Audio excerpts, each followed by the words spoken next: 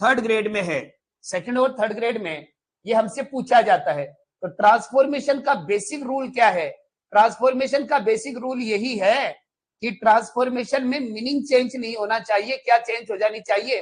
Form change हो जानी चाहिए, लेकिन मीनिंग किसी भी हद तक, किसी भी हद पर जाने पर भी मीनिंग क्या नहीं होना चाहिए? मीनिंग चेंज नहीं होना चाहिए। इस बात का हमें ध्यान रखना है। तो हम आज जो टॉपिक स्टार्ट कर रहे हैं वो पैसिव वॉइस स्टार्ट कर रहे हैं।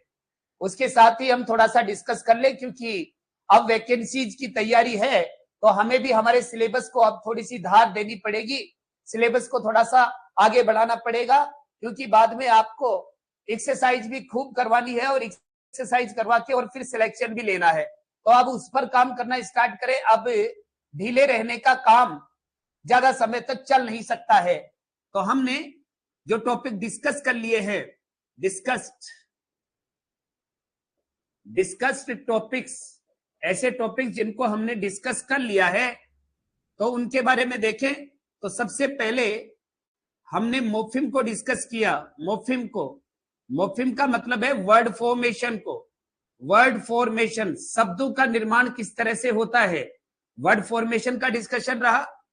उसके बाद में प्रीफिक्स और सफिक्स इसी में आ गया। उसके बाद फ्रेज का डिस्कशन रहा। फिर बात करें क्लोज का डिस्कशन। क्लोज जहां आ जाता है वहां साथ ही कंजंक्शन का डिस्कशन होता है। क्लोज में ही कंजंक्शंस का डिस्कशन होता है, कंजंक्शंस का। तो कंजंक्शंस का डिस्कशन रहा। मोर्फिम हो गया, फ्रेज हो गया, क्लोज हो गया। इसके बाद बात करें, यहां पर वर्ड्स का भी डिस्कशन हुआ था, सिंपल और कंपाउंड वर्ड्स का डिस्कशन हुआ। फिर यहां सेंटेंस का डिस्कस हुआ कि सेंटेंस कितने प्रकार के होते हैं, तो हमने सेंटेंसेस का डिस्कशन किया। इसके बाद noun phrase analysis, noun phrase का एनालिसिस किया। नाउन फ्रेज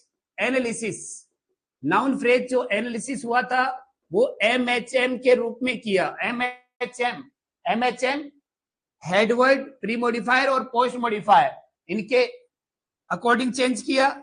इसके बाद में क्लोज एनालिसिस किया। और क्लोज एनालिसिस जो था वो SPOCA इस रेफरेंस में किया हमने। SPOCA जो हमारे सिलेबस में दिया गया है, सिलेबस में दिए गए टॉपिक को ही हमने डिस्कस किया। इसके बाद हम आगे बढ़े तो हमने बेसिक सेंटेंस पैटर्न देखा। बेसिक सेंटेंस पैटर्न को डिस्कस किया। बेसिक सेंटेंस पैटर्न का मतलब है कि जो 7 बेसिक सेंटेंस पैटर्न्स हैं वो कौन कौन से हैं, उनके बारे में डिस्कस किया।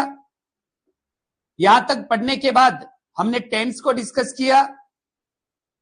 टेंस का डिस्कशन हुआ, उसी के साथ कंडीशनल सेंटेंस का डिस्कशन हुआ। उसी में से अलग टॉपिक बना था कंडीशनल सेंटेंस, तो कंडीशनल सेंटेंस का डिस्कशन रहा। अब कंडीशनल सेंटेंस के साथ साथ हमारा डिस्कशन टेंस कंडीशनल सेंटेंस के साथ आगे बढ़ा तो सब्जेक्ट वर्ब एग्रीमेंट पर गए हम। सब्जेक्ट वर्ब एग्रीमेंट, तो सब्जेक्ट वर्ब एग्रीमेंट को डिस्कस किया। सब्जेक्ट वर्ब एग्रीमेंट को डिस्कस करने के साथ उसके बाद इतने टॉपिक्स जब हमने डिस्कस कर लिए तो हम आगे नेक्स्ट टॉपिक की तरफ आगे बढ़े। तो पार्ट्स ऑफ स्पीच की तरफ आगे आए और पार्ट्स ऑफ स्पीच में हमने डिस्कशन करना स्टार्ट किया। तो पार्ट्स ऑफ स्पीच में सबसे पहले नाउन आया। नाउन के बाद हमारा डिस्कशन प्रेनाउन पर गया। प्रेनाउन के बाद हम पहुंचे एडजेक्टिव पर। और एडजेक्टिव जो डिस्कस हुआ, उस एडजेक्टिव में ही हमारा जो डिस्कशन था वो आर्टिकल्स का हुआ। आर्टिकल के बारे में डिस्कस किया। आर्टिकल के बाद में हमने डिटरमिनर्स को डिस्कस किया। डिटरमिनर्स को डिस्कस किया। इसके बाद में वर्ब का डिस्कशन रहा। अब वर्ब में जो डिस्कशन किया वो प्राइमरी वर्ब का डिस्कशन रहा, प्राइमरी वर्ब। और उसके बाद मॉडल वर्ब्स का डिस्कशन किया, प्राइमरी वर्ब्स का, और फिर मॉडल वर्ब्स का डिस्कशन रहा। अगर आप सभी लोग शुरू से सारे सेशंस कंडक्ट करते हैं तो उनको पता है कि ये टॉपिक हमने डिस्कस किए हैं कि नहीं किए हैं। तो वर्ब पर पहुंचे हम, प्राइमरी वर्ब और मॉडल वर्ब का डिस्कशन रहा। इसके बाद इसी वर्ब में लेक्सिकल वर्ब का डिस्कशन रहा, लेक्सिकल वर्ब का। और लेक्सिकल वर्ब में हमने डिस्कस किया वो टू इन्फिनेटिव का यूज किया कि टू इन्फिनेटिव का यूज कहां होता है, पार्टिसिपल का यूज कहां होता है, टू इन्फिनेटिव पार्टिसिपल, और साथ ही जीरंड का यूज कहां होता है, साथ ही किसका, जीरंड का यूज कहां होता है। ये हमने सारी बातें डिस्कस की कि जीरंड का यूज कहां होगा, टू इन्फिनेटिव का कहां होगा, प्रेजेंट पार्टिसिपल का कहां होगा, पास्ट पार्टिसिपल का कहां होगा, परफेक्ट पार्टिसिपल किस तरह से यूज होगा। इतना डिस्कस करने के बाद हमने आगे डिस्कस किया वो एडवर्ब को डिस्कस किया। एडवर्ब डिस्कस हुई। एडवर्ब के डिस्कशन के बाद प्रेपोजिशन को डिस्कस किया। प्रेपोजिशन किस तरह से यूज होती है, प्रेपोजिशन। और प्रेपोजिशन का जब डिस्कशन हुआ तो प्रेपोजिशन डिस्कस करने के बाद ये रहा कि लगभग पार्ट्स ऑफ स्पीच जो है वो डिस्कस हो गए हैं। अब हम हमारा नेक्स्ट टॉपिक स्टार्ट करते हैं। और फिर जो टॉपिक रहा वो ट्रांसफॉर्मेशन ऑफ सिंपल सेंटेंस रहा। Transformation of simple sentence, transformation of simple sentence. यहां पर एडजेक्टिव में ही डिग्रीज को चेंज किया था आपस में। एडजेक्टिव में किसको चेंज किया था, डिग्रीज को चेंज किया था। तो डिग्रीज भी यहां चेंज हुई थी जब हमने डिग्री को चेंज किया। तो इतने टॉपिक जो हमारा सिलेबस है उसमें से इतने टॉपिक डिस्कस हो गए हैं, इतने टॉपिक्स जो हैं वो डिस्कस हो गए हैं लाडलो। अब यहां पर हमें देखना है कि हमारे ये जो टॉपिक है कौन कौन सा, पैसिव वॉइस, डायरेक्ट इनडायरेक्ट और ये ट्रांसफॉर्मेशन। ये तीन टॉपिक डिस्कस होने के बाद हमारा जो ग्रामर का लगभग 100 क्वेश्चन का सिलेबस, एग्जाम में जो 150 क्वेश्चन आएंगे उनमें से 100 क्वेश्चंस का सिलेबस कंप्लीट हो जाएगा, 100 क्वेश्चन का। उसके बाद में हमारे जो टॉपिक बचेंगे वो तीनों ग्रेड में इंपॉर्टेंट जो रहने वाला है वो फिगर्स ऑफ स्पीच, लिटरेचर का, लिटरेरी फॉर्म्स, ये तीनों ग्रेड में है। First grade, second grade, third grade, तीनों ग्रेड में इनको पढ़ना है। उसके बाद में हमें पढ़ना है फनेटिक्स को पढ़ना है। फनेटिक्स भी तीनों ग्रेड में है, तीनों ग्रेड में रहने वाला है। तो वो दो टॉपिक जो है वो दो टॉपिक इनके बाद हम डिस्कस करेंगे। और उन टॉपिक्स को पढ़ने के बाद हमारा मोस्ट ऑफ सिलेबस जो है वो कवर होगा ग्रामर से रिलेटेड। फिर हम आगे बढ़ेंगे तो वैकेंसीज के अकॉर्डिंग, जब तक वैकेंसीज का कुछ पता चल जाएगा ये सब डिस्कस होगा जब तक। उसके बाद जो चीज पहले रहेगी उसके बारे में हम डिस्कस करेंगे। सेकंड ग्रेड का लिटरेचर पोर्शन, सेकंड ग्रेड के टीचिंग मेथड रीड प्री आएगी तो भी हमें टीचिंग मेथड चाहिए, रीट मेंस आएगी तो भी टीचिंग मेथड चाहिए, सेकंड ग्रेड आएगी तो भी हमें टीचिंग मेथड की आवश्यकता पड़ेगी। तो ये हमारा सेपरेट हो जाएगा। और उसके बाद फर्स्ट ग्रेड का लिटरेचर सेपरेट हो जाएगा। फर्स्ट ग्रेड का लिटरेचर जो है वो क्या रहेगा, वो सेपरेट रहेगा।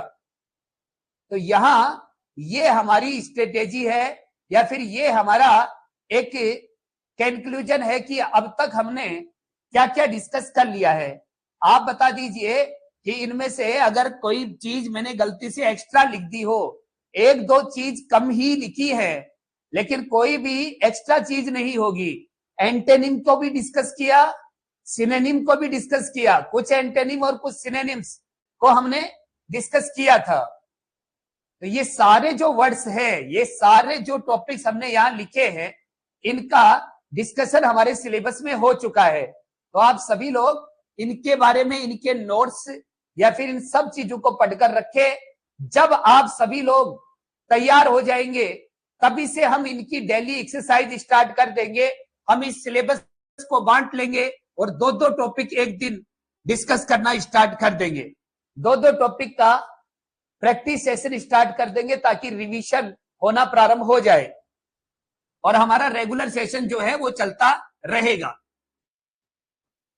किसी भी हाल में सिलेक्शन को छोड़ना नहीं है और सिलेक्शन के लिए रेगुलरिटी बहुत जरूरी है। रेगुलरिटी इन सभी टॉपिक्स का डिस्कशन हुआ है। जो लोग बाद में जुड़े हैं उनके पास कोर्स में ये सारे वीडियोज अवेलेबल हैं, वो क्लासेस ले सकते हैं और क्लासेस लेकर अपने नोट्स कंडक्ट डिक्टेट कर सकते हैं, लिख सकते हैं, बना सकते हैं। अगर आपके पास अवेलेबल है और इसमें कुछ कम बताया गया है तो आप उसमें ऐड कर सकते हैं। आपके पास जो है उनमें कम है, यहां ज्यादा है तो यहां से ऐड कर सकते हैं। ये तो आपके ऊपर डिपेंड करता है कि अब आप पढ़ाई को कितना टाइम देते हैं और कैसे पढ़ते हैं। क्योंकि आप में से मैं लगभग को देखता हूं आपके पास क्लास लेने का समय तक नहीं है, इसका मतलब बिजी पर्सनैलिटीज तो हैं आप,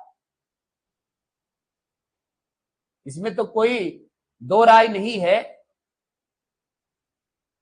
काम तो काफी रहते हैं आपको। हम पैसिव वॉइस को स्टार्ट करें तो पैसिव वॉइस टॉपिक को स्टार्ट करते हुए हम देखेंगे कि ये पैसिव वॉइस क्या है। पैसिव वॉइस क्या है? तो पैसिव वॉइस देखें, when the subject is given importance, when the subject is given importance, जब सब्जेक्ट को महत्व दिया जाता है, when the subject is given importance, it is active voice. It is active voice. जब किसको महत्व दिया जाता है? सब्जेक्ट को, तो वो एक्टिव वॉइस है। when the subject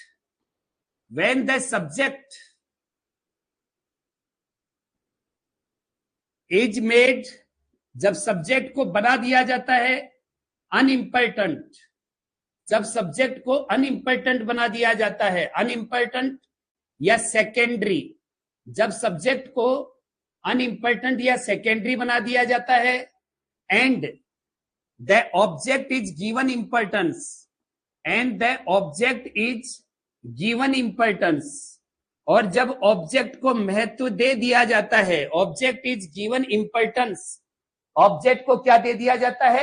महत्व दे दिया जाता है, तो it is passive voice. It is passive voice. तो ये क्या होता है? ये पैसिव वॉइस होता है, पैसिव वॉइस। एक्टिव वॉइस क्या होता है? When the subject is given importance, जब सब्जेक्ट को इंपॉर्टेंस दिया जाता है, it is active voice. When the subject is made unimportant, जब सब्जेक्ट जो है वो तो अनइम्पोर्टेंट बना दिया जाता है या सेकेंडरी बना दिया जाता है और ऑब्जेक्ट को महत्व दिया जाता है, तो ये क्या होता है? तो ये पैसिव वॉइस होता है। तो ये क्या होता है? पैसिव वॉइस होता है। इसमें यही डिफरेंस है। अब यहां पर और क्या अंतर है, थोड़ा सा हिंदी में लिखवा देता हूं।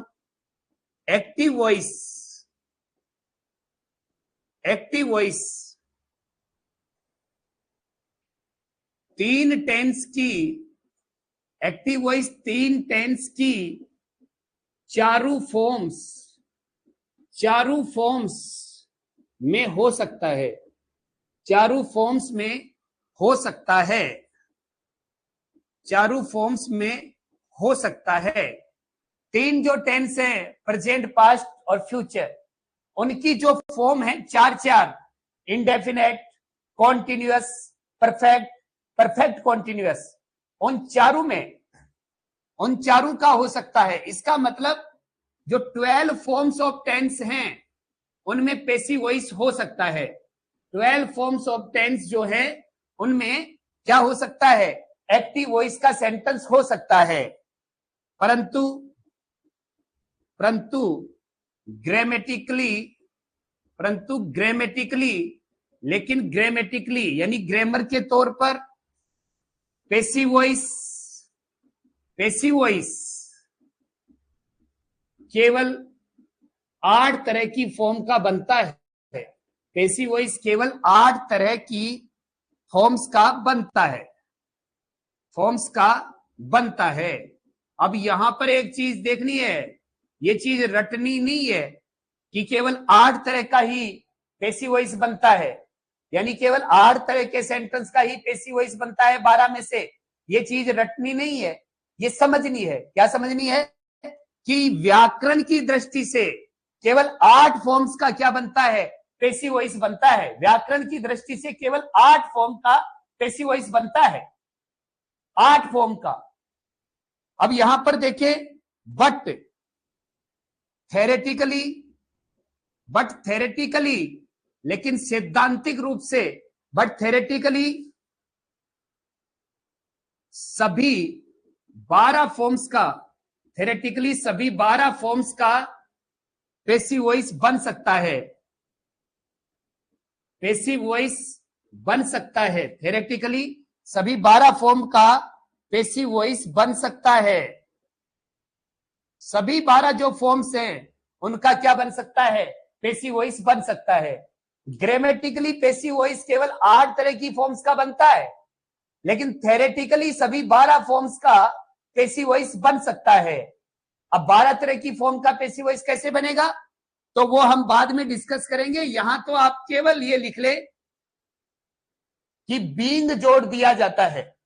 क्या क्या लगा दिया जाता है, बीइंग लगा दिया जाता है, बीइंग का इस्तेमाल कर दिया जाता है, बीइंग का यूज कर दिया जाता है।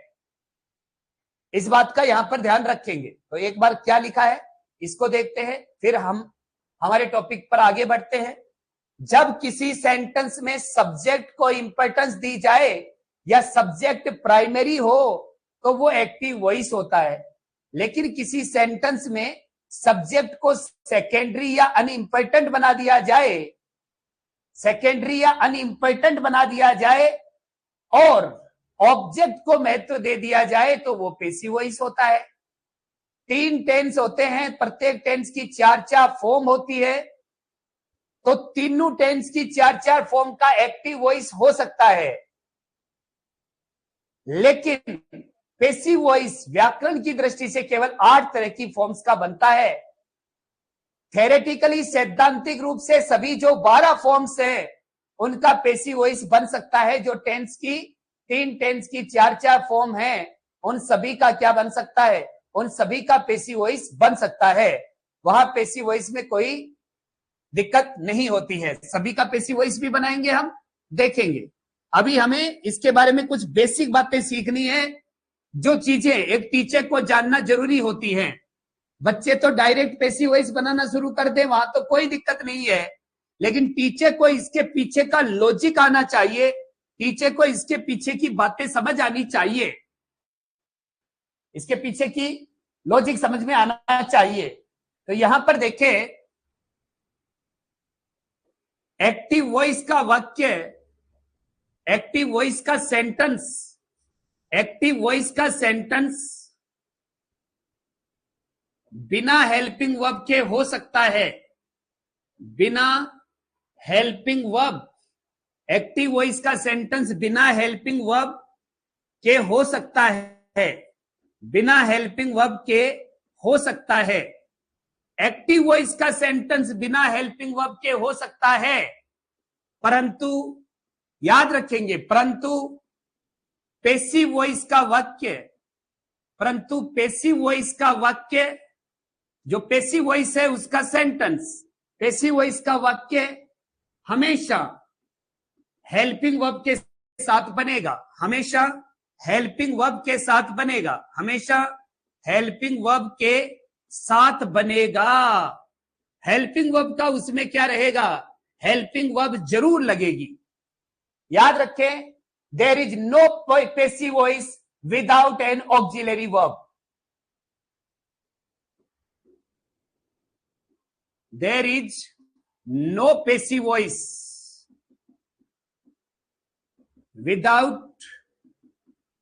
without any helping verb, without any helping verb, without any helping verb।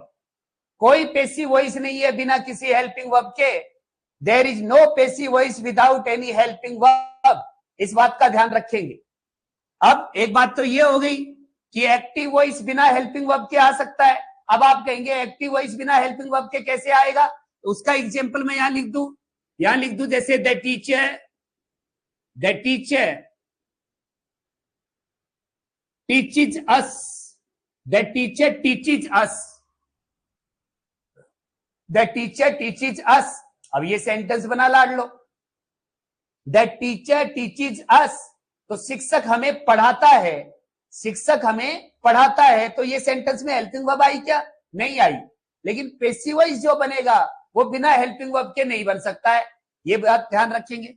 अगली बात हम लिखते हैं, एक्टिव वॉइस में मेन वर्ब, एक्टिव वॉइस में मेन वर्ब, एक्टिव वॉइस में मेन वर्ब किसी भी फॉर्म में हो सकती है, किसी भी फॉर्म में हो सकती है। एक्टिव वॉइस में मेन वर्ब किसी भी फॉर्म में हो सकती है, कोई भी फॉर्म हो सकती है एक्टिव वॉइस में। फॉर्म जो है वो कोई सी भी हो सकती है, यानी first form, second form, third form, कोई सी भी फॉर्म हो सकती है। बट परंतु पैसिव वॉइस में, परंतु पैसिव वॉइस में हमेशा, परंतु पैसिव वॉइस में मेन वर्ब की हमेशा, मेन वर्ब की हमेशा थर्ड फॉर्म, मेन वर्ब की हमेशा थर्ड फॉर्म ही आएगी, थर्ड फॉर्म ही आएगी। अब थर्ड फॉर्म आएगी इसका मतलब क्या है? पैसिव वॉइस में हमेशा पास्ट पार्टिसिपल फॉर्म का यूज किया जाता है, past participle form. Active voice में मेन वर्ब की कोई भी फॉर्म आ सकती है, लेकिन पैसिव वॉइस में मेन वर्ब की केवल कौन सी फॉर्म आएगी? पास्ट पार्टिसिपल फॉर्म आएगी, और कोई सी भी फॉर्म का यहां पर क्या नहीं किया जा सकता? यूज नहीं किया जा सकता। इस बात को हमेशा हमें अपने ध्यान में रखना है। यानी हमें तो ऑब्जेक्टिव पर्सन सोल्व करना है ना, तो ऑब्जेक्टिव क्वेश्चन सोल्व करते समय इस बात का ध्यान रखेंगे कि पैसिव वॉइस में मेन वर्ब की हमेशा थर्ड फॉर्म आएगी। एक्टिव वॉइस में मेन वर्ब की कौन सी फॉर्म आ सकती है? कोई सी भी फॉर्म आ सकती है एक्टिव वॉइस में, लेकिन पैसिव वॉइस में मेन वर्ब की हमेशा थर्ड फॉर्म आएगी। ये चीज ध्यान रखेंगे। तो ये केवल एक्टिव वॉइस पैसिव वॉइस का अभी तो बेस चल रहा है। एक्टिव वॉइस पैसिव वॉइस का अभी कोई भी सेंटेंस फ्रेम होना स्टार्ट नहीं हुआ है, केवल उसके पीछे का बेस, एक्टिव पैसिव में अंतर क्या है, एक्टिव वॉइस पैसिव वॉइस के सेंटेंस किस तरह से बनेंगे, वो ही चल रहा है। आगे देखते हैं, ये बात आपको समझ में आ गई होगी। अब एक्टिव और पैसिव के लिए, यानी एक्टिव के सेंटेंस को पैसिव में बनाने के लिए हर तरह के सेंटेंस का पैसिव वॉइस नहीं बन सकता है, हर तरह का पैसिव वॉइस नहीं बन सकता है। पैसिव वॉइस बनने के लिए भी सेंटेंस की कुछ कंडीशंस होती हैं। एक्टिव से पैसिव, एक्टिव वॉइस से पैसिव वॉइस, एक्टिव वॉइस से पैसिव वॉइस बनाने की कुछ कंडीशंस हैं, कि कुछ कंडीशंस हैं। अब ये क्या कंडीशंस हैं, कौन सी शर्तें हैं? एक्टिव वॉइस से पैसिव वॉइस बनाने की कुछ कंडीशंस हैं। क्या कंडीशंस है? तो कुछ कंडीशन है, तो उनमें पहली कंडीशन क्या है? पहली कंडीशन है एक्टिव वॉइस का सब्जेक्ट, एक्टिव वॉइस का सब्जेक्ट एजेंटिव होना चाहिए, एजेंटिव होना चाहिए। एक्टिव वॉइस का सब्जेक्ट कैसा होना चाहिए? एजेंटिव होना चाहिए। एजेंटिव, एजेंटिव यानी क्रियात्मक होना चाहिए। सब्जेक्ट के बारे में हमने डिस्कस किया था, सब्जेक्ट अनेक तरह का होता है, मेनली सब्जेक्ट तीन तरह का होता है, एजेंटिव होता है, पैसिव होता है और रिसिपिएंट होता है। याद है क्या? एक बार वापस से लिख देता हूं, सेंटेंस के अकॉर्डिंग हम समझेंगे। पहला मैं सेंटेंस लिखूं, आई एम ए स्टूडेंट, मैं एक विद्यार्थी हूं, मैं एक विद्यार्थी हूं। तो इस सेंटेंस में क्या हुआ है लाडलो? इस सेंटेंस में मैं एक विद्यार्थी हूं, मैं एक विद्यार्थी हूं, ये मेरी स्टेट है, ये मेरी अवस्था है। तो मेरी स्टेट, मेरी अवस्था जिस सेंटेंस में बताई जा रही है, वो सेंटेंस जो है वो पेसिव सेंटेंस है, उसमें मैं कोई काम नहीं कर रहा हूं, तो यहां पर जो सब्जेक्ट है वो कैसा है, पेसिव। मान लीजिए कि जूस की दुकान पर खड़ा है कोई बच्चा और उसको कहा जाए क्या करता है रे तू, तो मैं क्या हूं, स्टूडेंट हूं, तो वो वहां स्टूडेंट उसकी स्टेट है, वो वहां पर पढ़ाई नहीं कर रहा है, वो तो जूस की दुकान पर खड़ा हुआ है। तो स्टेट बताने के लिए पेसिव सब्जेक्ट होता है।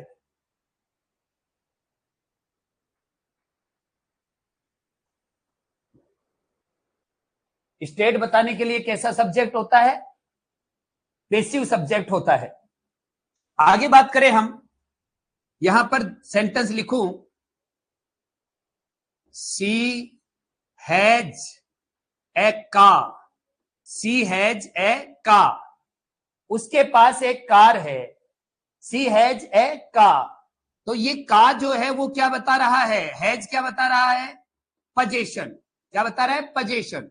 सी हैज ए का, ये पोजीशन बता रहा है, और जहां पर पोजीशन यानी अधिकार बताया जाए वहां का सब्जेक्ट कैसा होता है, रिसिपिएंट सब्जेक्ट होता है, रिसिपिएंट। रिसिपिएंट यानी प्राप्तकर्ता, प्राप्तकर्ता। इसमें पेसिव सब्जेक्ट है और इसमें कैसा सब्जेक्ट है, रिसिपिएंट सब्जेक्ट है। सी हैज ए का, इसमें क्या बताया जा रहा है, इसमें पोजीशन बताया जा रहा है, पोजीशन, और इसमें पेसिव। याद रखिए, पेसिव सब्जेक्ट और रिसिपिएंट सब्जेक्ट वाले वाक्यों का क्या नहीं बन सकता, पेसिव वॉइस नहीं बन सकता, पेसिव वॉइस नहीं बनेगा इनका। तो क्या किया जाए, पेसिव वॉइस नहीं बने तो कैसा चाहिए, अब यहां पर देखिए, she gave me a book, उसने मुझे क्या दी, उसने मुझे पुस्तक दी।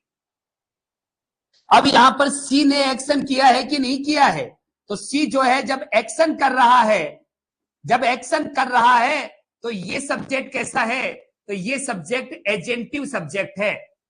कैसा है, एजेंटिव, और एजेंटिव सब्जेक्ट होगा तभी क्या बनेगा, तभी पेसिव वॉइस बनेगा।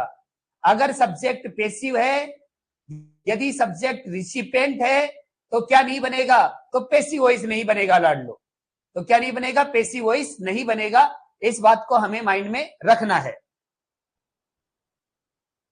हम देख रहे थे कि एक्टिव से पेसिव बनाने के लिए, एक्टिव से पेसिव बनाने के लिए कुछ क्या है, कुछ कंडीशंस हैं, जिनमें पहली कंडीशन ये है कि एक्टिव वॉइस सब, एक्टिव वॉइस जो सेंटेंस है उसका सब्जेक्ट कैसा होना चाहिए, उसका सब्जेक्ट एजेंटिव होना चाहिए। सेकंड हम बात करें, इसमें ट्रांजिटिव वर्ब होनी चाहिए, इसमें का मतलब है एक्टिव वॉइस, इसमें ट्रांजिटिव वर्ब होनी चाहिए, ट्रांजिटिव वर्ब होनी चाहिए, इसमें ट्रांजिटिव वर्ब होनी चाहिए। कैसी वर्ब होगी, ट्रांजिटिव वर्ब होगी, इसमें ट्रांजिटिव वर्ब होनी चाहिए, ट्रांजिटिव वर्ब, इंट्रांजिटिव नहीं होनी चाहिए, लिंकिंग वर्ब नहीं होनी चाहिए, ट्रांजिटिव वर्ब होगी, सकर्मक, जिसके बाद क्या है, ऑब्जेक्ट आए, ऐसी वर्ब होनी चाहिए, तभी उसका पेसिव वॉइस बनेगा। तीसरा, ऑब्जेक्ट का आना जरूरी है, ऑब्जेक्ट का आना जरूरी है, ऑब्जेक्ट का आना जरूरी है, ऑब्जेक्ट आएगा तभी क्या बनेगा, तभी पेसिव वॉइस बनेगा। ऑब्जेक्ट, तो तीन शर्तें हो गई ना, एक्टिव वॉइस का सब्जेक्ट एजेंटिव होना चाहिए, एक्टिव वॉइस में जो वर्ब आएगी वो कैसी होनी चाहिए, ट्रांजिटिव होनी चाहिए, इसका ट्रांजिटिव वर्ब होने के कारण इसका ऑब्जेक्ट भी अवश्य होगा, तो इसमें क्या होना चाहिए, इसमें ऑब्जेक्ट भी होना चाहिए। इन सभी शर्तों को पूरा करने वाले वाक्य का क्या बनता है, पेसिव वॉइस बनता है। तो पेसिव वॉइस बनाने के लिए ये कुछ बेसिक रिक्वायरमेंट्स है, ये कुछ कंडीशंस हैं। एक्टिव से पेसिव बनाने के लिए कौन कौन सी बातें इंपॉर्टेंट हैं, उनका हमने क्या किया है, डिस्कशन किया है, उनका डिस्कशन किया है। अब यहां पर हम देखें तो एक्टिव का पेसिव बनाते समय, एक्टिव का पेसिव बनाते समय यहां कुछ चेंजमेंट करने पड़ते हैं, कुछ बदलाव करने पड़ते हैं, कुछ चेंजमेंट और बदलाव करने पड़ते हैं। तो वो चेंजमेंट और बदलाव जो हैं वो किसके, टेंस के और हेल्पिंग वर्ब के। टेंस और हेल्पिंग वर्ब से रिलेटेड जो चेंजमेंट होते हैं, टेंस और हेल्पिंग वर्ब से रिलेटेड जो चेंजमेंट होते हैं, उनके बारे में हमें सबसे पहले देखना है, टेंस और हेल्पिंग वर्ब। लाडलो, इसमें एक तरफ हम लिखेंगे एक्टिव वॉइस, एक तरफ क्या लिखेंगे, एक्टिव वॉइस, और दूसरी तरफ हम लिखेंगे पैसिव वॉइस। ये बात भी ध्यान से समझने की है, आपको आता है होगा, आपने पढ़ रखा है, ये थोड़ी देर के लिए हम साइड में रखें और हम कुछ अलग तरीके से इसको डिस्कस करें। एक्टिव वॉइस और पैसिव वॉइस का सेंटेंस किस तरह से बनेगा, इस बात का हम यहां ध्यान दें। याद रखो लाडलो कि प्रत्येक टेंस की 4 फॉर्म होती हैं, प्रत्येक टेंस की 4 फॉर्म, 1 2 3 4। यहां तक कौन सा टेंस हो गया, प्रेजेंट। 5 6 7 और 8, यहां तक कौन सा टेंस हो गया, पास्ट। यहां तक कौन सा टेंस हो गया है, पास्ट हो गया है, पास्ट। पास्ट की 4 फॉर्म आ जाएंगी। इसके बाद 9 10 11 और 12, 9 10 11 12, 12 फॉर्म हो गई। फर्स्ट का मतलब क्या हो गया, सिंपल प्रेजेंट। फर्स्ट का मतलब क्या हो गया, सिंपल प्रेजेंट। इसका मतलब प्रेजेंट कॉन्टिन्यूअस, इसका मतलब प्रेजेंट परफेक्ट, इसका मतलब प्रेजेंट परफेक्ट कॉन्टिन्यूअस। इसका मतलब क्या हो जाएगा, प्रेजेंट परफेक्ट कॉन्टिन्यूअस। यही मतलब है, वही बात यहां है। Past indefinite, past continuous, past perfect और past perfect continuous. Past perfect continuous इनका चेंज होगा। फिर ये future indefinite, future continuous, future perfect, future perfect continuous. तो आपस में ये इस तरह से। अब इनका जब पैसिव वॉइस बनाएंगे तो याद रखिए कि फर्स्ट जो सेंटेंस अगर दिया हुआ है तो उसका पैसिव वॉइस बनाने के लिए हम इसको किस में ले जाएंगे, हम इसको सेकंड में ले जाएंगे। किस में ले जाएंगे, सेकंड में। दूसरे टेंस की हेल्पिंग वर्ब का यहां पर यूज कर देंगे। दूसरा टेंस कौन सा है, प्रेजेंट कॉन्टिन्यूअस। दूसरा प्रेजेंट कॉन्टिन्यूअस है। सेकंड जब आता है तो सेकंड को सेकंड में ही रखते हैं, उसमें क्या ऐड कर देते हैं, बीइंग ऐड कर देते हैं। सेकंड को सेकंड में ही रखते हैं, उसमें क्या ऐड कर देते हैं, बीइंग। जो थर्ड होता है उसको फोर्थ में ले जाते हैं। थर्ड किस में चला जाएगा, फोर्थ में। थर्ड फोर्थ में चला जाएगा। थर्ड किस में चला जाएगा, फोर्थ में। फोर्थ का पैसिव वॉइस नहीं बनता है, फोर्थ का पैसिव वॉइस नहीं बनता है। तो ये तो प्रेजेंट टेंस की बात हुई, प्रेजेंट टेंस की। अब यहां पर देखें, अब यहां हम देखें फर्स्ट, तो फर्स्ट का मतलब है यदि हमें मेन वर्ब की फर्स्ट फॉर्म दी गई है, यदि हमें मेन वर्ब की फर्स्ट फॉर्म प्लस एस या ईएस दिया गया है, या फिर हमें डू या डज दिया गया है, डू या डज, तो ये फर्स्ट टेंस वाली बात बनेगी। फर्स्ट वाली क्या दिया गया है, यदि हमें मेन वर्ब की फर्स्ट फॉर्म, यदि हमें मेन वर्ब की फर्स्ट फॉर्म में एस या ईएस या फिर हमें डू या डज दिया गया है, तो हम क्या करेंगे, ये इसका मतलब पहला टेंस है ये, तो पहले को किस में कर देंगे, दूसरे में चेंज। तो दूसरे में चेंज करेंगे, इसका मतलब इज आर एम। यदि डू डज की जगह इज आर एम चेंज किया जा रहा है तो समझ लीजिए वो पैसिव वॉइस है। अब अगर हमें क्या दिया गया है, दूसरा टेंस दिया गया है, तो दूसरा टेंस का मतलब क्या है, is are am. Is are am दिया गया है हमें, इज आर एम, तो हम क्या कर देंगे, इसमें दूसरे की हेल्पिंग वर्ब के साथ ही क्या लगा देंगे, बीइंग। दूसरे की हेल्पिंग वर्ब के साथ ही क्या लगा देंगे, बीइंग लगा देंगे। तो ये क्या बन जाएगा, पैसिव वॉइस। अगर हम थर्ड टेंस में आते हैं, तो यदि हमें has have plus main verb की थर्ड फॉर्म दी गई है, यदि हमें has have plus main verb की थर्ड फॉर्म दी गई है, has have plus main verb की थर्ड फॉर्म दी गई है, तो हम उसको किस में चेंज करेंगे, तो हम उसको चौथे में, तो हैज बीन और have been, has been have been plus main verb की थर्ड फॉर्म। ये थर्ड फॉर्म लिखने की इसलिए आवश्यकता नहीं है कि हमने वो एक साथ ही लिख लिया है कि पैसिव वॉइस में हमेशा कौन सी फॉर्म आती है, थर्ड फॉर्म आती है। पैसिव वॉइस में हमेशा कौन सी फॉर्म आती है, थर्ड फॉर्म आती है। तो याद रखें कि टेंस और हेल्पिंग वर्ब का चेंज एक्टिव वॉइस से पैसिव वॉइस में करने जा रहे हैं।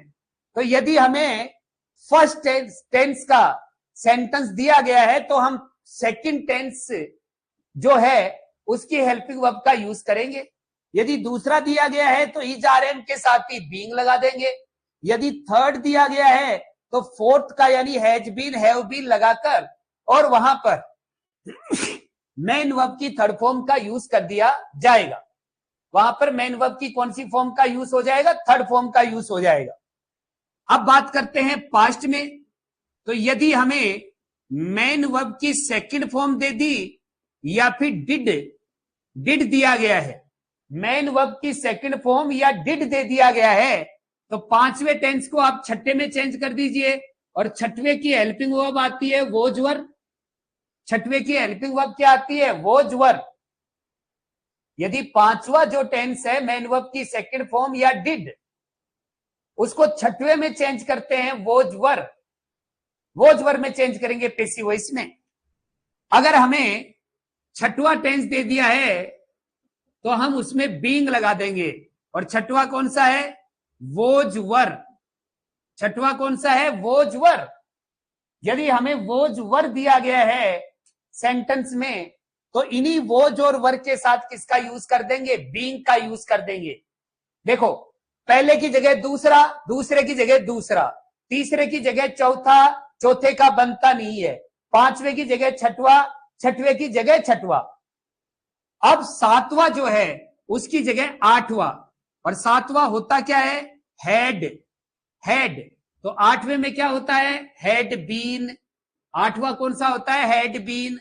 आठवें का बनेगा नहीं लाडलो, आठवें का बनेगा नहीं, चौथे का बनेगा नहीं, चौथे का बनेगा नहीं। जब आपस में एक्टिव से पैसिव चेंज करेंगे तो इस बात का हमें क्या रखना है, इस बात का हमें ध्यान रखना है। इस चीज को ध्यान रखेंगे अवश्य ही। अब इसके बाद बात करते हैं फ्यूचर की। तो फ्यूचर में 9वां टेंस आता है तो उसको 10वें में चेंज करते हैं। 9 नंबर को किस में चेंज करेंगे, 10 में। तो यहां पर यदि हमें क्या दिया गया है, यदि हमें सेल विल दिया गया है, यदि हमें क्या दे दिया गया है, सेल विल दे दिया गया है, तो हम उसको 10वें में चेंज करेंगे तो सेल बी विल बी हो जाएगा। क्या हो जाएगा, shall be will be. Shall be will be का यूज कर देंगे क्या बनाने के लिए, पैसिव वॉइस। 10वें का पैसिव वॉइस बनेगा नहीं, 10वें का पैसिव वॉइस नहीं बनेगा। 10वें का मतलब है फ्यूचर कॉन्टिन्यूअस, फ्यूचर कॉन्टिन्यूअस का पैसिव वॉइस बनेगा नहीं।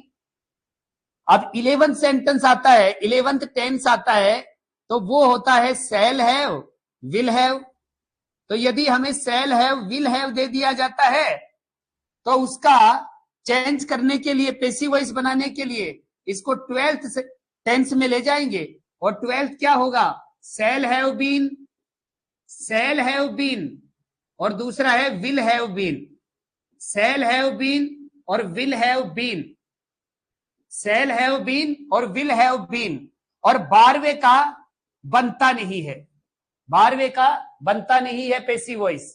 तो पैसिव वॉइस कितने का बना, कितने का नहीं बना वो देख लीजिए। 4, 8, 10, 12। 4, 8, 10, 12 का क्या नहीं बना, पैसिव वॉइस नहीं बना। 4, 8, 10, 12 का पैसिव वॉइस नहीं बना। First, second, third, fifth, sixth, seventh, 9th और 11th, केवल इनका क्या बनाया गया, केवल इनका ही पैसिव वॉइस बन सकता है।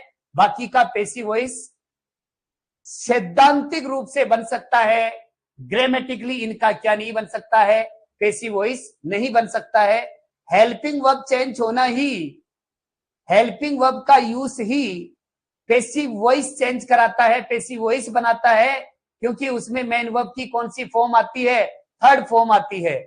मेन वर्ब की वहां पर थर्ड फॉर्म हमेशा आती है। तो मेन वर्ब की फॉर्म का तो डिस्कस करना, उसको डिस्कशन करना उसका इतना इंपॉर्टेंट नहीं है जितना हेल्पिंग वर्ब का इसमें रोल है। हेल्पिंग वर्ब का इसमें रोल ज्यादा होता है। अब इसके बाद बात करें, ये तो टेंस का इसमें चेंज हो जाता है। टेंस का चेंज हो जाएगा। एक्टिव से पैसिव बनाने में टेंस का चेंज होगा।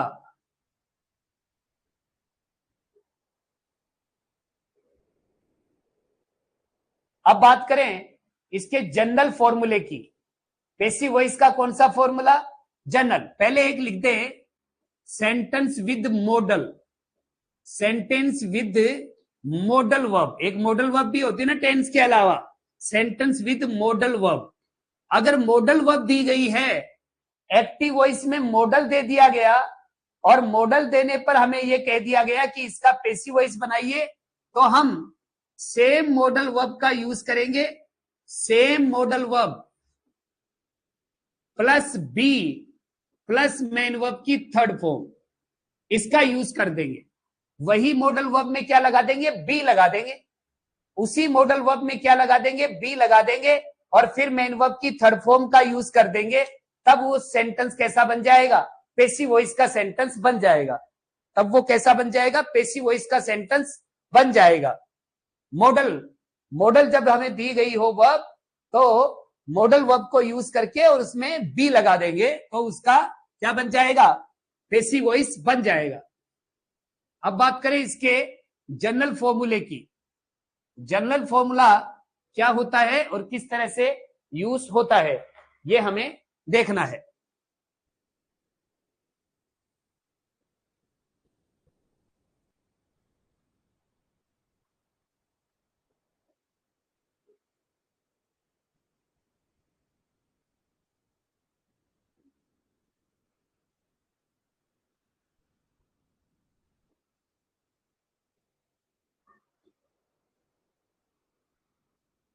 General formula to frame passive voice. To frame passive voice. Passive voice बनाने का जनरल फॉर्मूला क्या है? पैसिव वॉइस जब बनाएंगे तो जनरल फॉर्मूला क्या है, यह हमें सबसे पहले पता होना चाहिए। तो ऑब्जेक्ट को सब्जेक्ट की जगह, ऑब्जेक्ट को सब्जेक्ट की जगह, ऑब्जेक्ट को सब्जेक्ट की जगह, ऑब्जेक्ट जो है वो किसकी जगह आ जाएगा? सब्जेक्ट की जगह आ जाएगा। अब ऑब्जेक्ट को सब्जेक्ट की जगह लिख दिया तो उसकी फॉर्म बदलेगी, उसको हम बाद में डिस्कस करेंगे। इसके बाद बदले हुए टेंस की हेल्पिंग वर्ब, बदले हुए टेंस की हेल्पिंग वर्ब, बदले हुए टेंस की हेल्पिंग वर्ब हमेशा आएगी पैसिव वॉइस में। तो बदले हुए टेंस की हेल्पिंग वर्ब, ऑब्जेक्ट को सब्जेक्ट की जगह लिखेंगे, फिर बदले हुए टेंस की क्या आएगी? हेल्पिंग वर्ब आएगी। फिर मेन वर्ब की कौन सी फॉर्म आएगी? थर्ड फॉर्म आएगी। फिर क्या आएगा? अन्य शब्द आएगा। अदर वर्ड्स जो एडिशनल वर्ड हैं उनकी हम बात कर रहे हैं। अदर वर्ड्स यहां पर लिखे जाएंगे। अन्य वर्ड्स जिनको अदर वर्ड्स कहते हैं वो यहां पर लिखे जाएंगे। इसके बाद में बाई का यूज होगा या फिर दूसरी प्रेपोजिशन का, जनरली बाई का। और बाई के बाद सब्जेक्ट को ऑब्जेक्ट की जगह, सब्जेक्ट को ऑब्जेक्ट की जगह, सब्जेक्ट को किसकी जगह लिखेंगे? ऑब्जेक्ट की जगह। सब्जेक्ट को ऑब्जेक्ट की जगह लिख देंगे। ये कुछ चेंजमेंट हैं, वापस से देख लेते हैं इनको क्या लिखा है, ये इस बात का ध्यान रखेंगे। सबसे पहले हमें कोई सेंटेंस दिया गया है, मान लीजिए कि यहां पर सेंटेंस दे दिया, the player kicked, the player kicked the football, the player kicked the football slowly, ये सेंटेंस आ गया। अब इस सेंटेंस को हमें पैसिव वॉइस में चेंज करना है। तो पैसिव वॉइस में चेंज करेंगे जब, तो सबसे पहले जिस बात को देखेंगे वो बात है टेंस की फॉर्म का। तो सबसे पहले टेंस की फॉर्म को देखो, तो यहां पर किक्ड आ गया, मेन वर्ब की सेकंड फॉर्म आ गई। मेन वर्ब की सेकंड फॉर्म आ गई मतलब पांचवा टेंस आ गया। पांचवा टेंस आ गया मतलब छठवें की हेल्पिंग वर्ब लगेगी। क्या लगेगी? छठवें की हेल्पिंग वर्ब। सबसे पहले तो ये डिसाइड करो। उसके बाद में देखो कि इसका सब्जेक्ट क्या है, तो इसका सब्जेक्ट क्या आ गया, प्लेयर आ गया। उसके बाद आइडेंटिफाई करो कि इसका ऑब्जेक्ट क्या है, तो इसका ऑब्जेक्ट क्या आ गया, द फुटबॉल इसका ऑब्जेक्ट आ गया। अब इतना कंटेंट आइडेंटिफाई करने के बाद इस फ्रेम में हमें इनको जमाना है, नथिंग एल्स, और कुछ भी नहीं करना है। इस फ्रेम में जब इसको सेट करेंगे तो सबसे पहले ऑब्जेक्ट को लेकर आएंगे, ऑब्जेक्ट को सब्जेक्ट की जगह लाए तो सबसे पहले क्या लिखा जाएगा, द फुटबॉल, इतना आ गया।